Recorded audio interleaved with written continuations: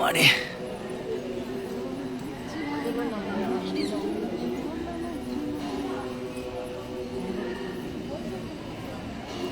நேற்றுலாம் பார்த்தீங்கன்னா கிரிவலன்றதுனால பார்த்தீங்கன்னா கோயிலில் உள்ள தரிசனம் வந்து பார்க்கறதுக்கு ஒரு 5 மணி நேரம் ஆச்சு. ஈவினிங்க்கு மேலே கொஞ்சம் ஃப்ரீ ஆச்சு. இப்போது இன்றைக்கி காலையில் பாருங்கள் கோயில் ரொம்ப ஃப்ரீயாக இருக்குது.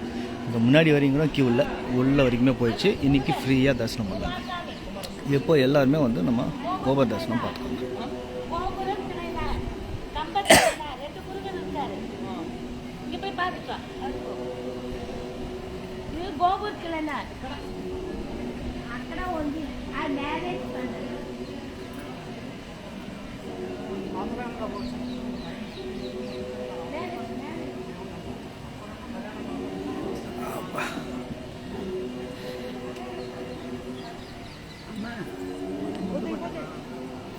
இப்போது காலையில் நம்ம கோபுர தரிசனம். இது வந்து ராஜ கோபுரங்க.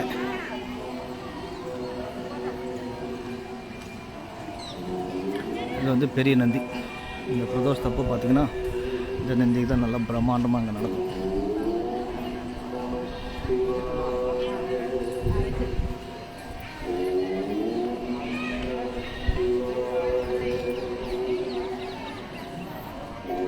இப்போ நீங்கள் பார்க்குறது வல்லாலா மகாராஜா கோபுரம்.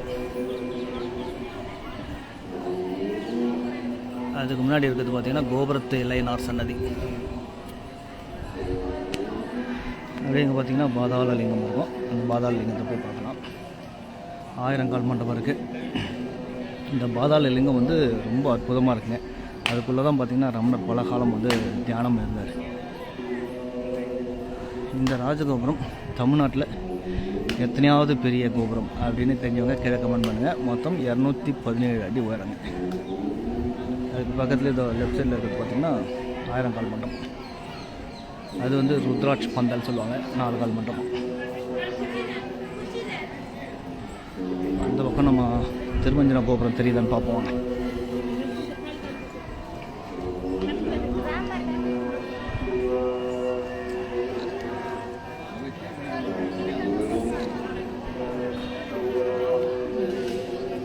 இது வந்து விநாயகர் கோயில், சிவகங்கை தீர்த்த விநாயகர். அதுக்கு முன்னாடி இது பார்த்திங்கன்னா வளைகாப்பு மண்டபம். அம்மனுக்கு அந்த வளைகாப்பு, அந்த மண்டபத்தில் தான் வளைகாப்பு நடக்கும். இது ராஜகோபுரம். அதோ தெரியுது பாருங்கள், அது வந்து திருமஞ்சன கோபுரம். அதுக்கு முன்னாடி திருமஞ்சனத்துக்கு நீர்லாம் அந்த கோபுரம் வழியாக தான் கொண்டு வருவாங்களாம். இங்கே நடராஜருக்கு வருடத்துக்கு 2 முறை உற்சவம் நடக்கும். அப்போ வந்து நடராஜர் வந்து அந்த கோபுரத்து வழியாக வெளியே போயிட்டு தான் திருவூரில் சுற்றி வந்துட்டு மறுபடியும் அந்த கோபுரத்து வழியாக உள்ளே வருவாங்க. வருடத்துக்கு 2 முறை நடக்கும். அது வந்து கோபுரத்து இளையனார் சன்னதி. நம்ம அருணகிரிநாதர் அந்த கோபுரத்துலேருந்து கீழே விழும்போது முருகர் ஆட்கொண்ட இடம் அது. இது வந்து கல்யாண சுந்தரேஸ்வரர் சன்னதி. இங்கே தான் வந்து கல்யாணங்கள்லாம் நடக்கும். சில பேர் வேண்டுதல்லாம் இருக்கும் இல்லைங்களா, கோயிலில் திருமணம் பண்ணுறோன்னுட்டு அவங்கெல்லாம் பதிவு பண்ணிவிட்டு இங்கே கல்யாணம் பண்ணுவாங்க. இந்த இடத்துல தான் நடக்கும். அதுக்கப்புறம் அங்கே மண்டபம், நிறைய மண்டபங்கள் வரும், நிறைய கல்யாணம் வரும்போது இந்த இடத்துல நடக்கும். மிக பெரிய நந்தி, ராஜகோபுரம். அடுத்தது வந்து நம்ம சிவகங்கை தீர்த்தம் பார்க்கலாங்க. தீர்த்தவாரியில் நிறைய நடக்கும். இங்கே பாடிப்புறம் தீர்த்தவாரி நடந்தது இல்லைங்களா, இந்த சிவகங்கை தீர்த்தத்தில் தாங்க நடந்தது. அது மட்டும் இல்லை, இந்த கோயிலில் மழை பெய்யும்போது அங்கே இருந்து வரக்கூடிய மொத்த தண்ணீரும் இந்த தீர்த்தத்துக்கு தான் வரும். இந்த தீர்த்தம் ஃபுல்லாகிட்டு அடுத்தது வெளியே ஒரு குளம் இருக்குது, சிவாஜி குளம். அந்த இடத்துக்கு போகும். அங்கே முடிச்சுட்டு அங்கேருந்து ஐயங்குளம்னு போகும். நீர் மேலாண்மையில் பல 100 வருடங்களுக்கு முன்னாடி பார்த்திங்கன்னா ரொம்ப சிறப்பாக செஞ்சுருப்பாங்க. இப்போ நீங்கள் பார்க்குறது சிவகங்கை தீர்த்தம்.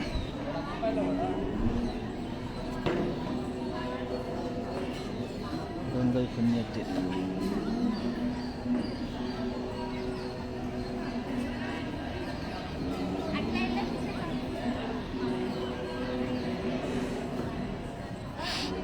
இங்கே இருக்கிறது பார்த்திங்கன்னா சிவகங்கை தீர்த்த விநாயகர் சன்னதி.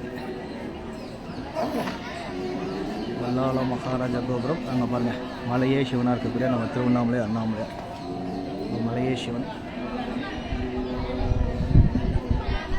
தட்சிணாமூர்த்தி ஹாய் ப்ரோ சொல்லியிருக்காரு. Hi bro, good morning.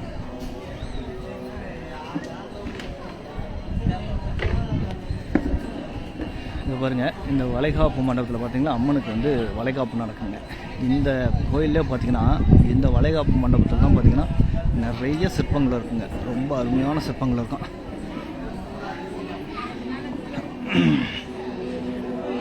இந்த கோயிலில் தான் பார்த்திங்கன்னா நல்ல சிற்பங்கள்லாம் இருக்கும் பாருங்க.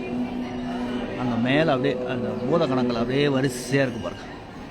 நீங்கள் அடுத்த முறைலாம் வந்தீங்கன்னா இதெல்லாம் கொஞ்சம் பாருங்கள். கோயில் மட்டும் நேராக போய் தரிசனம் பண்ணிவிட்டு அப்படியே போய்டாதீங்க. ஒவ்வொரு கோயிலையும் போனீங்கன்னா என்னென்ன சிற்பங்கள் இருக்குது, அது எவ்வளோ அழகாக சிற்பங்கள், அந்த காலத்தில் எந்த வித ஆயுதங்களும் இல்லாமல் எப்படிலாம் செஞ்சுருப்பாங்க அப்படின்ட்டு பாருங்கள். இந்த கோயிலே சிற்பங்கள் ரொம்ப அழகாக இருக்கக்கூடிய ஒரு இடம்னா அது இந்த மண்டபமும் ஒன்று.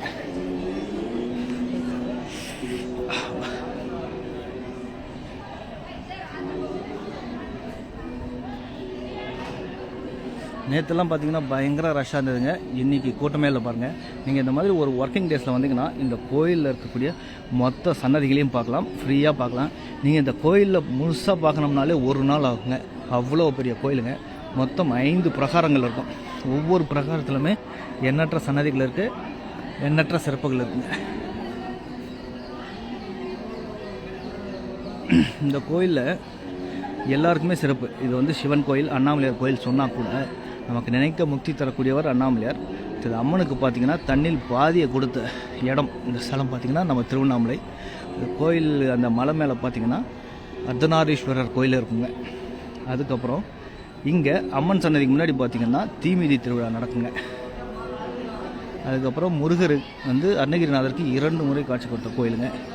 விநாயகருக்கு அறுபடை வீடுகளில் முதல் படை வீடு. இந்த மாதிரி எண்ணற்ற சிறப்புகள் இருக்குது. அதுக்கப்புறம் பெருமாள் கோயிலில் தான் பார்த்திங்கன்னா வைகுந்த வாயில் பார்ப்பீங்க. இங்கே சிவன் கோயிலே இருக்குதுங்க. இந்த மாதிரி எல்லா தெய்வங்களுக்கும் சிறப்பு வாய்ந்தது நம்ம திருவண்ணாமலை அண்ணாமலையார் கோயில்.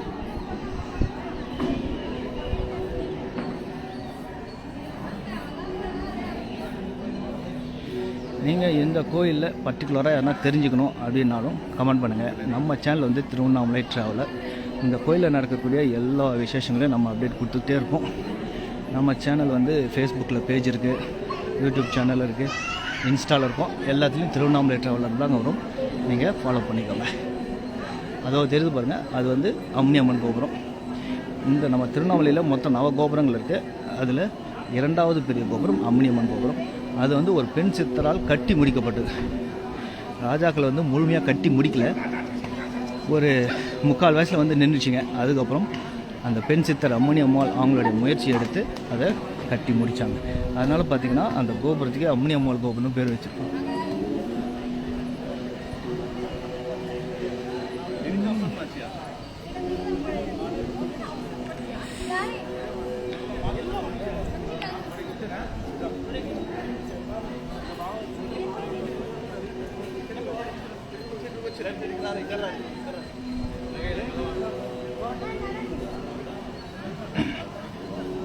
இன்னைக்கு செவ்வாய்க்கிழமை கூட்டம் குறைவாக தாங்க இருக்குது. நேற்றை கம்பேர் பண்ணும்போது கூட்டம் குறைவு, மற்ற செவ்வாய்க்கிழமை பண்ணும்போது கொஞ்சம் ஜாஸ்தியாக இருக்குது. நீங்கள் ஒர்க்கிங் டேஸில் வந்தீங்கன்னா, நார்மல் டேஸில் வந்தீங்கன்னா ரொம்ப சிறப்பாக தரிசனமும் பார்க்கலாம், அமைதியாகவும் கிரிவலம் வரலாங்க. இப்போ பௌர்ணமி நாட்களில் வந்தீங்கன்னா ரொம்ப கூட்டமாக இருக்கும். கிரிவலம் வர்றதுக்கு ரொம்ப சிரமமாக இருக்கும். நிம்மதியாக சந்தோஷமாக ஒரு மனசில் ஓம் நமச்சிவாயன்னு சொல்லிட்டு கிரிவலம் வர முடியாது. அதனால் நீங்கள் ஒர்க்கிங் டேஸில் வந்து ஈவினிங் நைட்டு அந்த மாதிரி போனீங்கன்னா ரொம்ப பீஸ்ஃபுல்லாக அமைதியாக கிரிவலம் வரலாங்க. அந்த கிரிவல பாதைக்குள்ளே போயிட்டிங்கனாலே உங்களுக்கு வேறு உலகத்தில் போன மாதிரி இருக்கும்.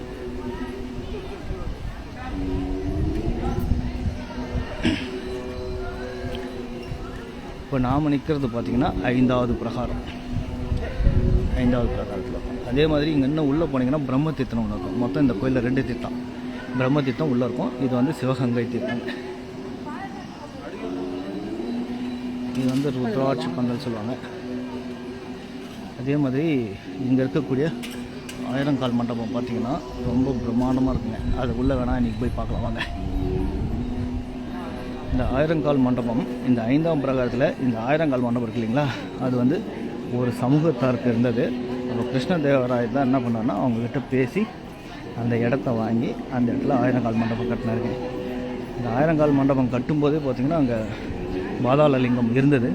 அதுக்கு எந்த வித சேதமும் வரக்கூடாதுன்னுட்டு அதை அந்த அளவுக்கு அழகாக பிளான் பண்ணி அதுக்கு மேலேயே இந்த ஆயிரங்கால் மண்டபத்தை கட்டியிருப்பாங்க.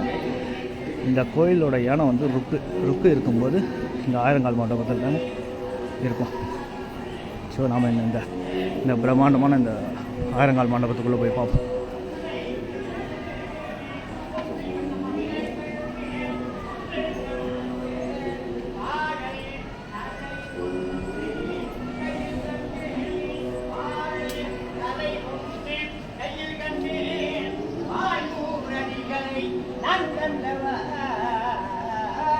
இப்போ இந்த மாதிரி டெய்லி நம்ம கோபுர தரிசனம் வேணும் அப்படின்னாலும் நீங்கள் கீழே கமெண்ட் பண்ணுங்கள்.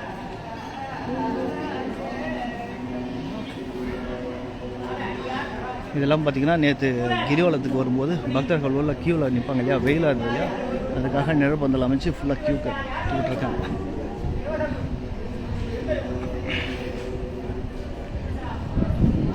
அதே மாதிரி இந்த ஆயிரங்கால் மண்டபத்தில் நடராஜருக்கு ஆருத்ரா தரிசனம் ரொம்ப பிரம்மாண்டமாக அபிஷேக ஆராதனைகள் நடக்கும். மலை மேலே ஏற்றின அந்த தீப கோப்புரையை இங்கே கொண்டு வந்துடுவாங்க. ஆருத்ரா தரிசனம் முடிஞ்சதுக்கப்புறம் அந்த தீபம் எல்லாம் பக்தர்களுக்கு கொடுப்பாங்க. அப்போ இங்கே தான் நடராஜருக்கு ஆருத்ரா தரிசனம் நடக்கும்.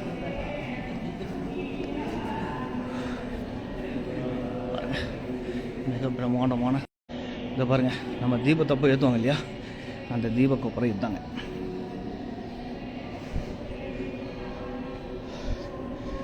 கிட்டத்தட்ட 6 அடி இருக்கும், 250 கிலோ வெயிட்டு. இதை தான் மலை மேலே கொண்டு போயிட்டு இதில் தான் என்ன பண்ணுவாங்கன்னா ஃபுல்லாக காடா துணி நெய்யெல்லாம் ஊற்றி நம்ம தீபத்தை ஏற்றுவாங்க. நீங்கள் எப்போனா வந்தீங்கன்னா இந்த தீபோப்புறத்தை வந்து தரிசனம் பண்ணிக்கலாம்.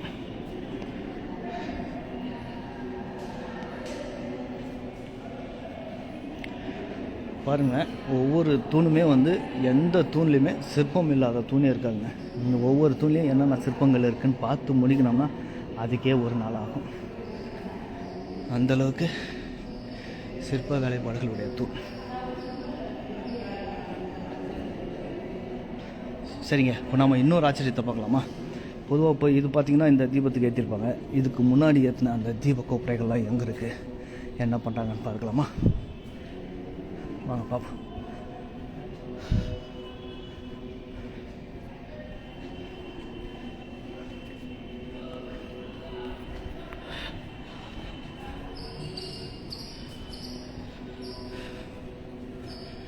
இந்த இருக்கு பாருங்கள், இதெல்லாம் வந்து இதுக்கு முன்னாடி ஏற்றக்கூடிய அந்த தீப கோப்பரைகள் அதெல்லாம் பழுதாயிடுச்சுன்னா அதை எடுத்துகிட்டு வந்து இங்கே வச்சுட்டாங்க.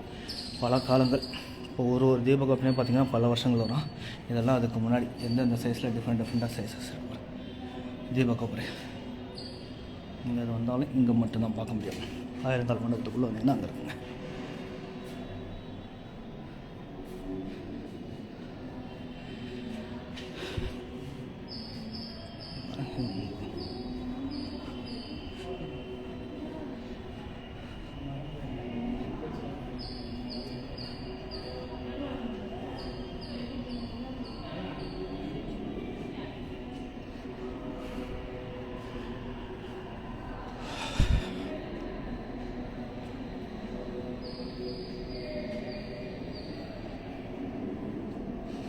இதெல்லாம் எப்படி அவங்க லெவல் வச்சு ஒவ்வொரு துணியும் ஒரு நேர்கோட்டில் வச்சு எப்படி தான் கட்டினாங்கன்னு பார்க்கும்போது ரொம்ப ஆச்சரியமாக இருக்குங்க.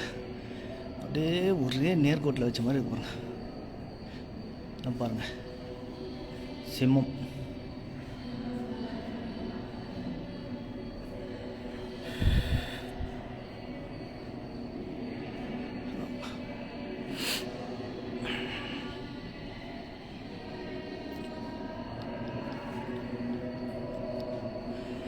எங்களுக்கு தினமும் அண்ணாமலையாரோட தரிசனம் வேணும். முடிஞ்சால் எங்களுக்கு தினமும் நீங்கள் கோபுர தரிசனம் போடுங்க. கண்டிப்பாங்க, எப்போல்லாம் வாய்ப்பு கிடைக்குதோ அப்போல்லாம் போடுறேங்க.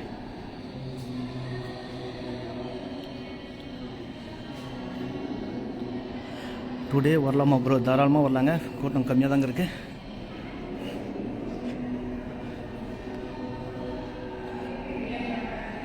அதே மாதிரி நீங்கள் அப்படியே அந்த ஆயிரங்கால் மண்டபத்தின் ஒரு பகுதிக்குள்ளே வந்தீங்கன்னா சிவத்தாண்டவங்கள் எல்லாமே ஒரு ஃபோட்டோ ஃப்ரேம் போட்டு நீட்டுக்கு வச்சுருப்பாங்க. மொத்த சிவத்தாண்டவங்களும் அந்த இடத்துல இருக்கும். அதே மாதிரி இந்த கோயில் புனரமைக்கும் போது கிடைச்சிருக்கக்கூடிய சிற்பங்கள்லாம் அங்கே ஒரு வாரமாக வச்சுருப்பாங்க, காட்சிப்படுத்தி வச்சுருப்பாங்க. நீங்கள் அதையெல்லாம் கூட பார்க்கலாங்க. இந்த மாதிரி சிவத்தாண்டவங்க எல்லாத்தையும் பார்க்கலாம்.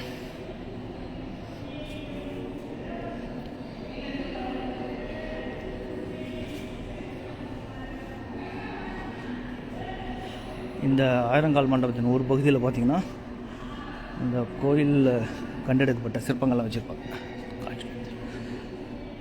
அந்த லோடு பார்த்திங்கன்னா ஃபுல்லாக சிற்பங்களாக தான் இருக்கும். அதையும் நீங்கள் பார்க்கலாம். பாருங்கள், இதெல்லாம் ஒவ்வொரு சிற்பங்கள்.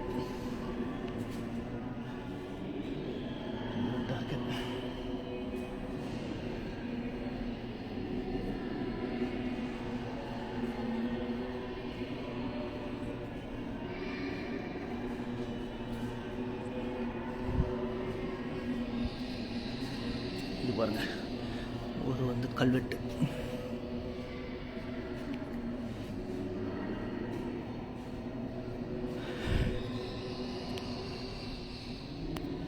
இங்கே உள்ள கொஞ்சம் லைட்டிங் இல்லை, இருட்டாக இருக்குது, அதனால் சிற்பங்கள் சரியாக தெரியல.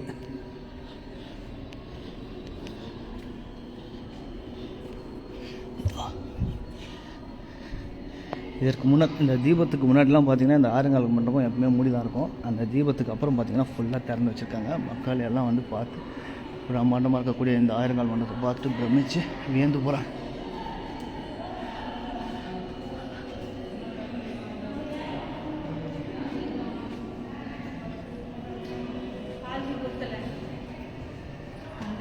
ஓம் நமச்சிவாயா, மிக்க நன்றி. சிவாய நம்ம மிக்க மகிழ்ச்சியாக இருக்குது, மிக்க மகிழ்ச்சி. இந்த காட்சி மூலம் நிறைய பேர் பார்க்குறாங்கன்னா அதில் எனக்கும் மற்றற்ற மகிழ்ச்சி தாங்க.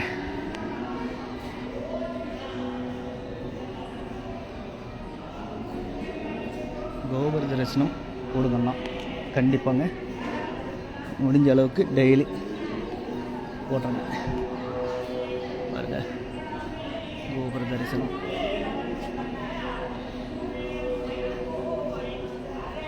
நாங்கள் திருவண்ணாமலை இருக்கிற எங்களுக்கு பார்த்திங்கன்னா ஒரு நாளாவது அந்த கோபுரத்தை பார்க்கலன்னா அன்றைக்கி நாள் எங்களுக்கு ஃபுல்ஃபில்லே ஆகாதுங்க.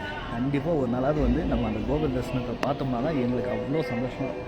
அன்றைக்கி நாள் அப்போ தான் முடிஞ்ச மாதிரி எங்களுக்கு ஒரு ஃபுல்ஃபில்லாக இருக்குங்க. சரி, நன்றி, வணக்கம்.